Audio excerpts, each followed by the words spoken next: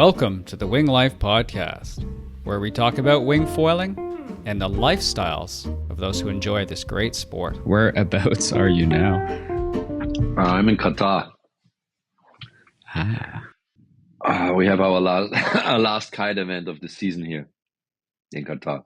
So I'm still here till Saturday, and that's why I'm here in my hotel room now. We had a trip to Doha today. We already finished the competition already on the first day, so now we're kind of just trying to find ways to. I mean, I got a lot of work. It's not for me that much, but for the athletes to keep them entertained for a few more days, because the prize giving is on Saturday and the world champion crowning. And then on Sunday, I'm heading to Abu Dhabi. I have a meeting in Abu Dhabi for a world tour event next year, also with wing foiling. Oh, really? And I might have seen already. We already published the calendar, the provisional calendar for 2025. And we are supposed to go to Abu Dhabi in April. So, yeah, I'll head over to Abu Dhabi, which is just an hour from here, the UAE. And then Tuesday, I'll be back in Mauritius, hopefully, for a little bit longer. The last couple of months, I've not been home much. So, yeah, you finally get to spend some time at home. That'll be nice for you. Holy wow. Abu Dhabi looks like a pretty interesting spot to have an event. No, it is. I've been there 2 years ago, and I checked the place, and it's I mean, here in the Gulf region, in the Persian Gulf region, it's actually, I mean, Qatar here is one of the windier places, but Abu Dhabi in the UAE is probably the best place. Yeah. I mean, none of these places is strong wind, in the Gulf here, but Dubai is pretty much the lightest, I would say, lightest wind. Although there's a lot of people that wing foil and kite in Dubai. I mean, they have a big community, but lots of now wing foiling getting a lot bigger in Dubai, because obviously you can do it in lighter winds, and you have a lot of days with like 12 knots in Dubai now. On a 6-meter wing you can go, but kiting on a twin tip without a foil is a bit harder. Yeah, so unless you want to go 15. But wing foiling is growing. I mean, here in Qatar, wing foiling is not so big yet, but that's mainly, I think, down to the spot, because that's where the spot where we are now for the kite surfing is actually amazing when it comes to the facilities. It's a hotel just built for kite surfing on a spot with a lagoon, flat water. We have everything. I mean, the setup couldn't be better for an event here than it is. But the lagoon is too shallow for foils. Like on a high tide, you get maybe like this, and most of the time at mid or low tide less. So you cannot foil inside the lagoon really, or maybe for 1-2 hours a day. That'd be good kiting, though. That'd be sensational for flat water beginners or everything. Oh, it's a great spot. It's not the place where it's windy every day, but it's definitely, they just opened it 2.5 years ago. And that's also how our, Qatar Airways is also our tour sponsor for the Kite World Tour. So that was one of the reasons they wanted to partner with the GKA, was to promote this spot and this place. Because, I mean, I had no idea you can kite in Qatar before we started this partnership. And now I've been here 5-6 times. And, they have Qatar is not huge. They have, I think Qatar is maybe 800,000 inhabitants. It's a small country, but there's 1,000 people that kite surf here. It's a lot. All right. So for those who might not know where that is, that's tucked right next to Saudi Arabia and United Arab Emirates right here. Okay. Yeah. There's a little island as well right beside it, right? Is it Bahrain or something? Bahrain. Bahrain. Yeah. Bahrain, yeah. That's also a similar wind. We are here in the north of Qatar, so Doha is a little bit more in the south. And where I'm here, that's Fuarid Kite Beach. It's about an hour north of Doha. Pretty much not on the north tip of Qatar, but rather in the north. And the stream that comes through the Gulf, the wind stream, like basically touches, comes from the north from Kuwait and then comes down Bahrain, north of Qatar, and then Abu Dhabi. It's basically the windier regions. How is traveling over there? Like, I know people have been a little scared of traveling over there. Have you found it to be anything out of the ordinary, or overall pretty safe, pretty enjoyable? No, very safe. Very. Yeah. No. It's. I mean, these are some of the safest countries in the world. Like here, you don't need to be worried about anything when it comes to crime. The laws are so strict that nobody. I mean, that's why so many. I think one of the reasons why so many rich people also like to move to that region. But first of all, it's most of the countries are tax free, and if you have a lot of money, you don't need to be worried that you don't feel safe here. That's why I think one of the second reasons why so many millionaires and billionaires move to Dubai or Emirates in general, and Saudi. And I would say the Emirates, like Dubai and Abu Dhabi, now following up as the most developed. They were the first ones really pushing in that direction. And Saudi is coming also now. I mean, they want Western lifestyle, very open to Western commodities, and Qatar is right in the middle. I would say, right? Qatar is very well developed, but also still keeps a lot of the traditional part as well, which what I like, But it's a lot smaller than. I mean, Doha is smaller than Dubai quite a bit. Dubai is huge. You got so many countries over in that side, right? And so much access to water if you look at the map. I can't imagine how many beautiful spots and cool different spots there would be, even tucked in. Like, have you guys ever did anything in the Red Sea, like tucked up against Egypt, or like below Yemen, like the Gulf of, what is that, Aden or something? Aqaba. Yeah. Down there.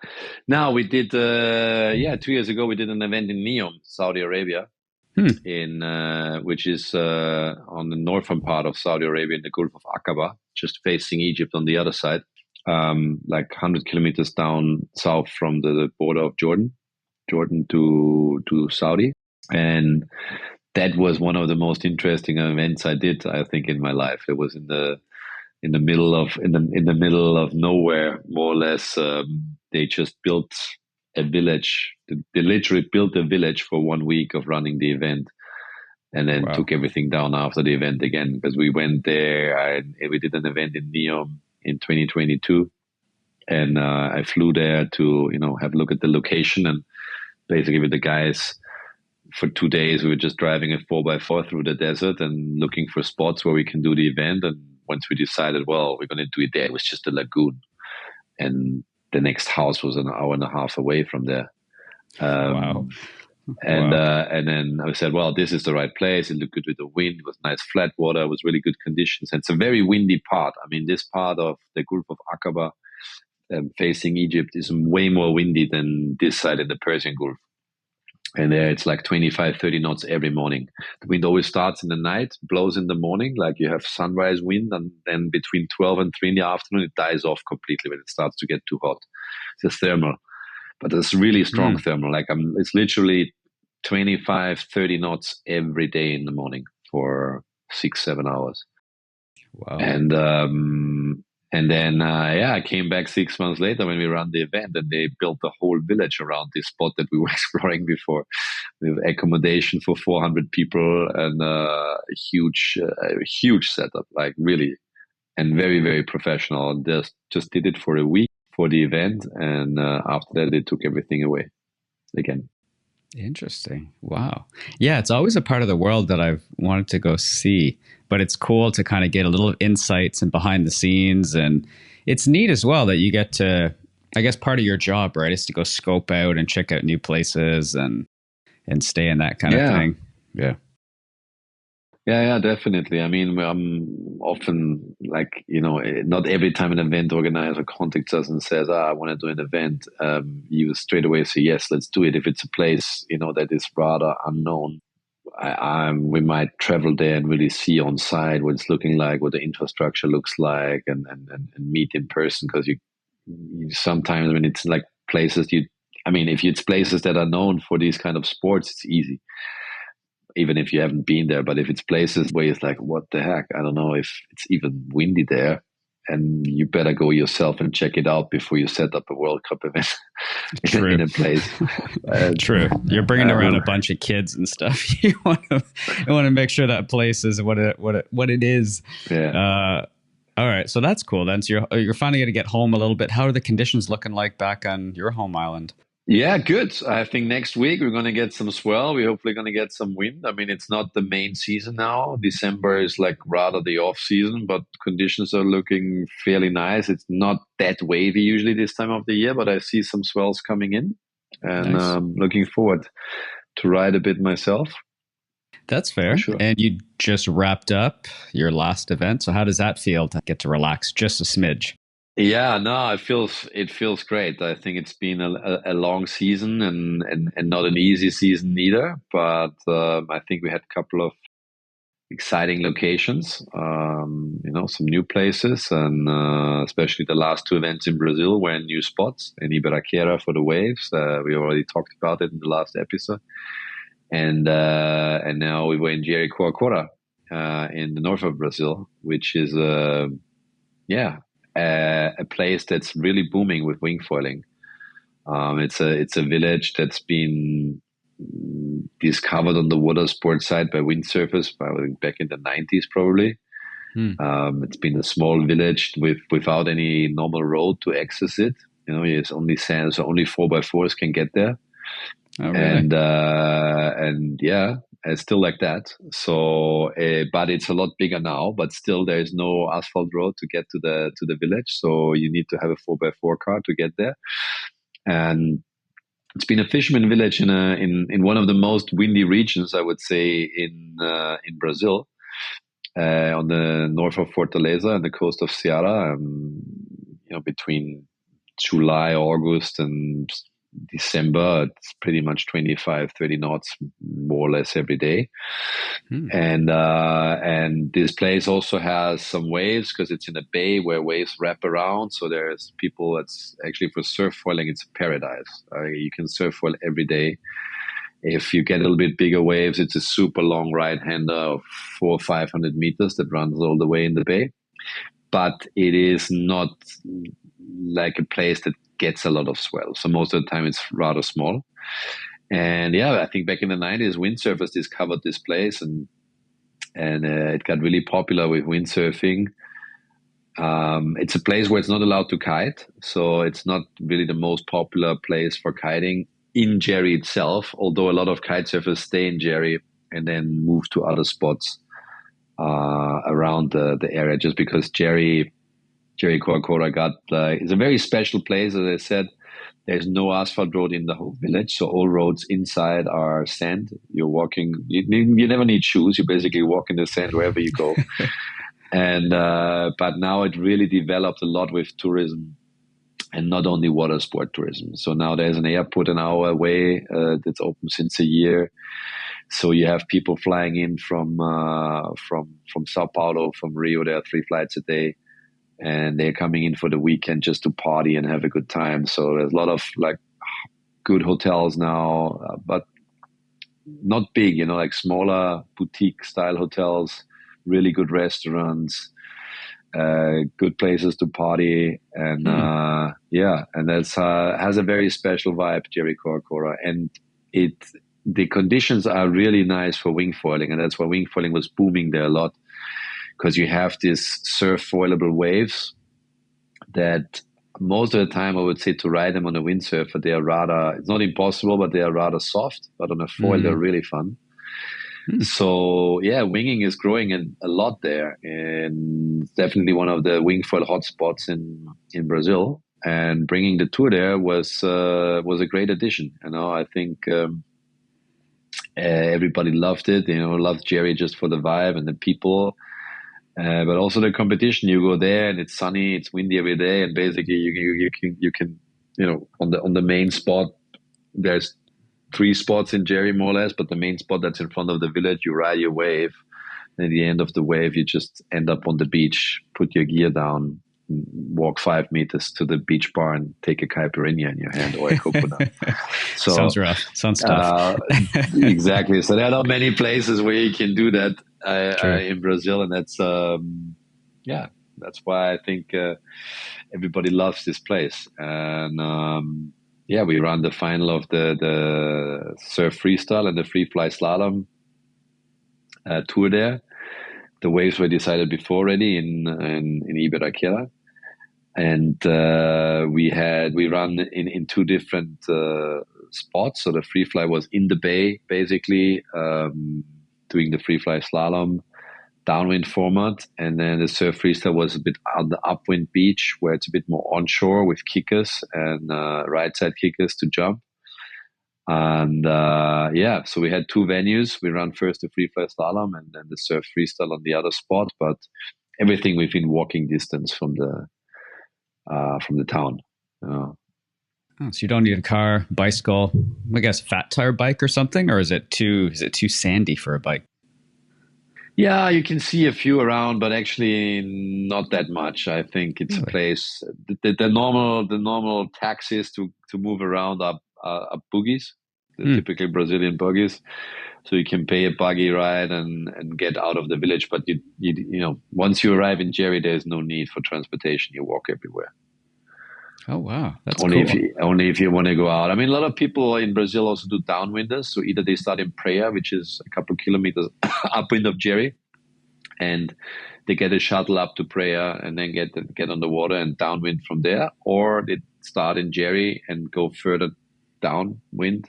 Mm-hmm. The next place then is Guriu, so like 10K, 12K, and then get a shuttle ride back from Guriu. So you have both options. How do the conditions line up for you guys? Yeah, it's been said it's a place that's pretty much the same all the days. You know, you get 25 plus 30 knots. Every day, usually the wind kicks in around 10 and then gets really stable by midday 12. And we choose to run first the free fly slalom competition because it was easier with the logistics and it was just in front of the hotel where we were all staying. And then we went on the other side of the village to run a surf freestyle event in onshore conditions, as I said, for jumping. We had, it was really interesting, I think, competition-wise. There was a lot of new faces in this event. I was really happy to see a strong fleet of girls. I think this was one of the most impressive parts for me, that we had some new girls on tour, and in general, the level of girls has risen a lot. Oh, beautiful. In freestyle. Yeah. We even had 6 participants out of my home country of Austria, which was the first time I've seen that. No way. Three of them made it to the final even. Wow. So we had the Viola, who already competes on the tour since a year in the girls division, and then we had the two brothers, Alex and Thomas Achara, who made place 1 and 2 in the freestyle and showed everybody where the level is right now. These boys been pushing a lot, the last months, the last year, and I was really happy to see them finally getting a result. And I think everybody was really happy for them because they know that the boys deserve it. So they're chomping on Chris's heels, I guess. Everybody is. Oh yeah, Chris is going to be having a hard time next year. That's for sure. I mean, on the surf freestyle side, the titles were already decided before Brazil, because we have 4 events this year, which means there's 1 discard. And Chris and also Nia had both won all 3 events before Jeri, so it meant that there was no way they can lose the title anymore, because even they have a bad result, like Chris didn't win, no, he can discard the result and have 3 first places. So they already secured their titles in Fuerteventura. And so that was clear. But Yeah, for next year, as I said, I think there is a couple of new young faces that are to watch out for, and it's going to be an interesting one for the freestyle title next year. The free fly slalom discipline, what I think was also quite interesting with the format that we run, where we have the qualifications and then you have the final elimination where it's a knockout system. So even if you don't perform on top, but you make it in the top eight just to qualify for this final elimination, and then you have a couple of heats in this top eight, you can still win the competition, and that keeps it exciting till the last heat. And again, Francesco Capuzzo, showed his best performance in the finals, even though I think he entered in third or fourth place into the final elimination. In the end, he qualified for the final heat and he won the final heat and took the win, and also the world championship title. Hey, Well, he didn't took the win of the event. That was Oscar, but he finished in second place, which was in front of Julian Ratotti, who was the other world title contender, and claimed another world title for him. Looking at how it was last year to this year, are you still seeing leaps and bounds in both freestyle and racing? You mean in like the athletics of it? Yeah, exactly. Yeah, no, I mean, in freestyle, definitely. I think it still hasn't stopped the progression in this discipline, and it's crazy to see what kind of new maneuvers. There is no event where you don't see at least one or two new moves, innovation tricks that haven't been on the trick list before. Not every event has 10 new moves, but every event has a couple of new moves. But especially, I think, the execution and in conditions like in Jerry, where it's windy, you get kickers. I was impressed how big, everybody was going on the tricks and how safely landed. I mean, there's one thing is to do all these tricks in 2-3 meters, 4 meters high, but if you go 7-8 meters and try to land them, it's a whole different game. And these young boys and girls that are pushing right now in the discipline, was impressive to see, definitely. And on the free fly side as well, I mean, it's a lot of equipment development too. And we had on the free fly side also, I mean, not completely new courses, but of course we adapt our courses to the conditions. And we're trying to be creative and always find a new formats, new course formats that we can test so it doesn't get boring. Yeah, it keeps not only the audience interested, but the kids pushing. And what about like gear development this year? Have you seen that has done a significant amount to help in freestyle, but then also help in that free fly racing component?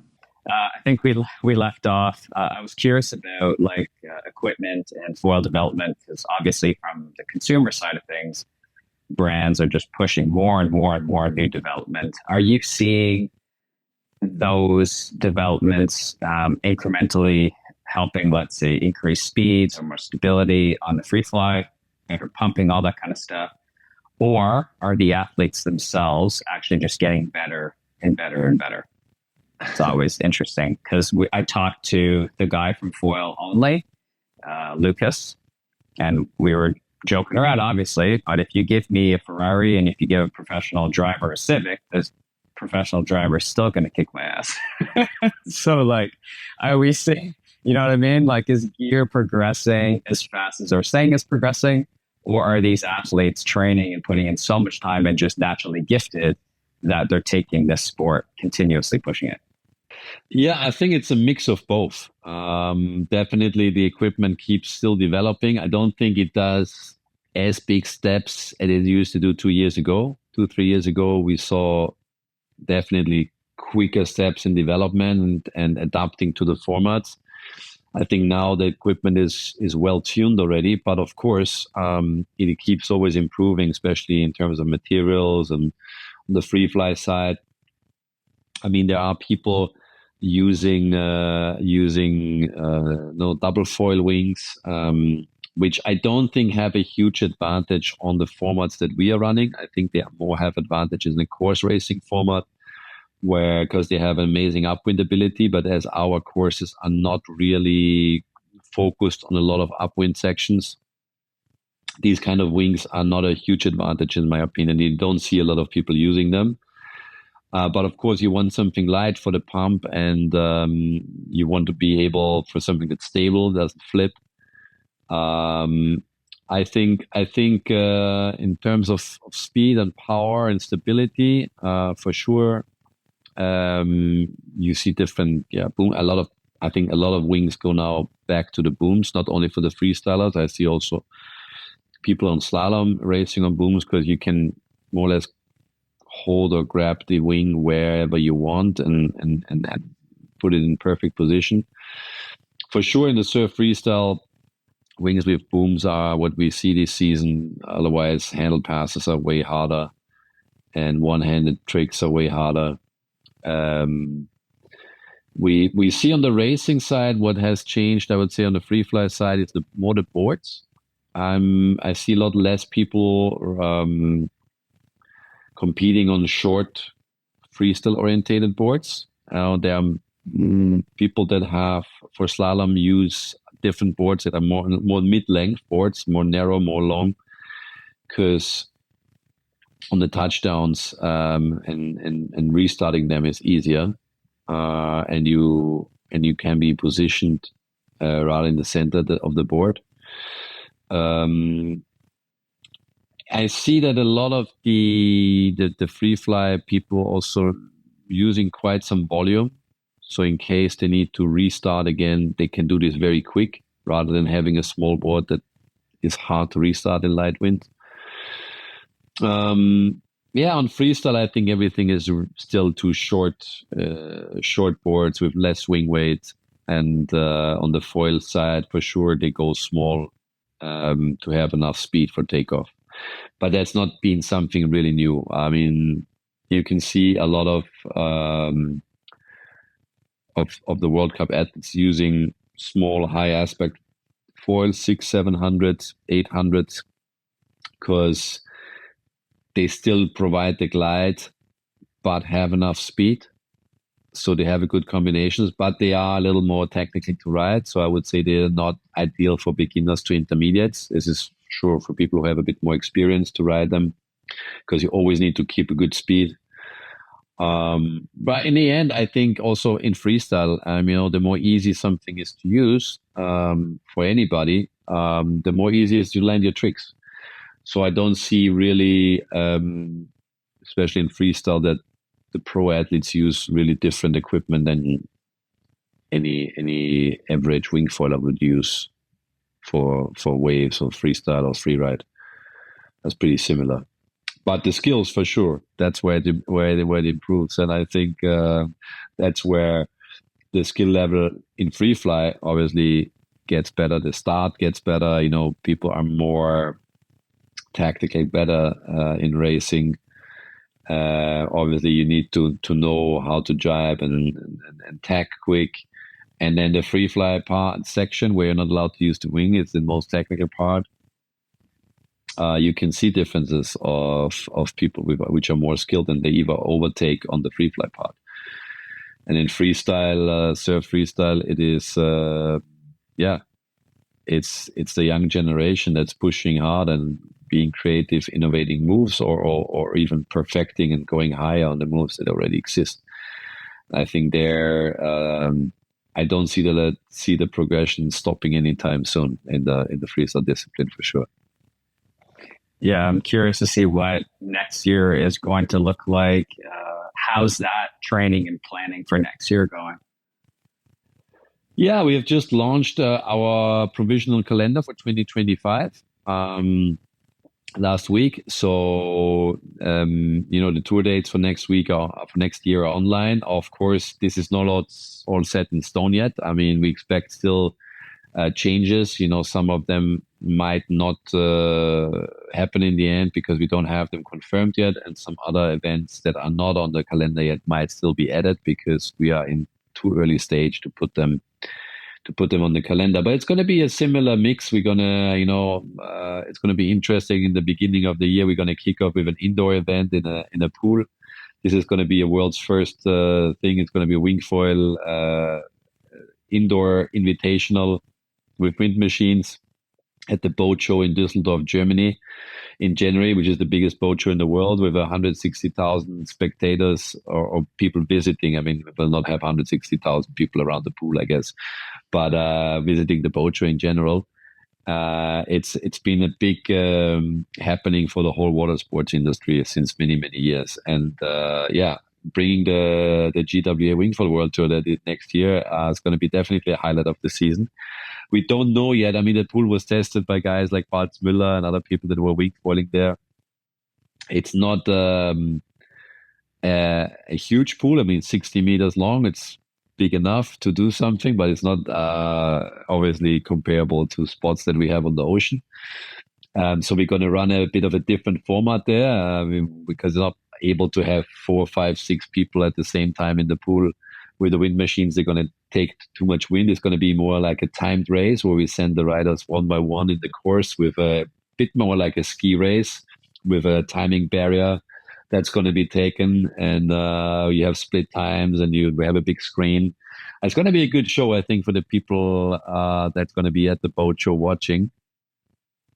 So this is an invitational event only, so it's not going to count towards the slalom rankings. As we don't have the capacity to have everybody compete there who wants to. It's going to be limited to a smaller group of invited riders. And then, we have Cape Verde again on the calendar for the waves starting in February. That's always a highlight of the season. And then already we have 2 events scheduled in the Middle East that we're coming up with in Saudi Arabia and Jeddah, and in Abu Dhabi and United Arab Emirates. Which gonna be interesting destinations as well, because we see this region is also growing with wing foiling. It's not like a strong wind region, so foiling disciplines are ideal.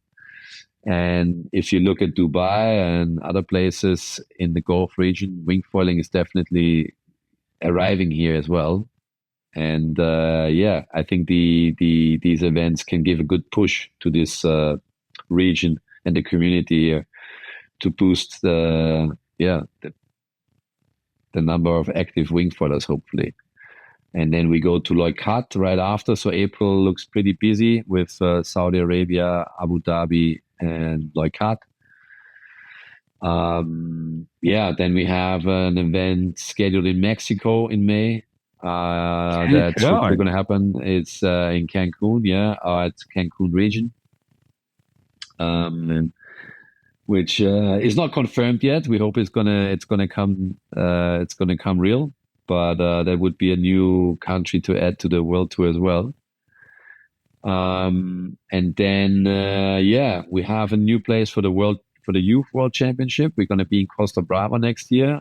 We keep it in Spain, but it's on the mainland in Spain, which is a great place for foiling. It's a lighter wind destination, but it has daily thermal winds. It's a lot more central than La Palma, where we did the Youth World Championship the last 2 years. So we expect it to be more busy even, although we had already a lot of people at La Palma in the Canary Islands. After that, we're going to go to Canary Islands again with Fuerteventura. And we have Dakhla and then Tarifa, Brazil. But as I said, there's a few more in negotiation right now. They will not see them on the calendar, but as soon as they get realistic to happen, we'll let everybody know. Oh, so additional ones that are not currently on the website, let's say TBC? Yeah, you can see on the website at the moment all the events on TBC, just because there's still details to confirm. But all of them you see on the website are very realistic to happen. Some of them might not happen in the end, but the majority of them we expect them to go on to go ahead. But as I said, there's a couple more that are not on this list yet that could still be added. Not too bad. That looks pretty cool. Couple new places. I think that'll be really fun to see how they go. How busy was the Youth last year? Is that why the place change? Is it conditions, or is it more accessible, or? No, it's just that we want to make a change. I think we don't want to run it all the time in the same place. At the moment, we definitely want to keep it in Europe because it's the biggest community here, and one of the reasons also was that that place, I think, maybe not only the conditions, because La Palma had very good conditions, but the whole setup in Costa Brava is a bit easier. As I said, it's easy to reach by car. You don't need to take a flight, or you can take a flight. You fly into Barcelona. It's about 2 hours by car. So that's easier than going to Canary Islands. But from many places in Europe, you can reach it by car in a couple of hours. It's going to be located in a big campsite that are used to host events in the past. I've been working there with some people on events in the past. It's a campsite for around 10,000 people. It's very family orientated. So if you come there, because most of the time the youth comes with the family, they don't come alone. Yeah, it is probably a more suitable place to accommodate everybody. And it's a very experienced organizer too. So we're really looking forward to this one. And let's see how many people sign up. But we had, I think, around 16 La Palma. So I wouldn't be surprised if we get a 80 or 100 next year in Costa Brava. Oh, that'd be fun to watch too. See what those little things are putting out.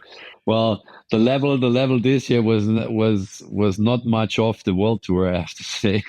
I think a lot of so in the youth tour, you can compete if you are maximum 18 years old or younger.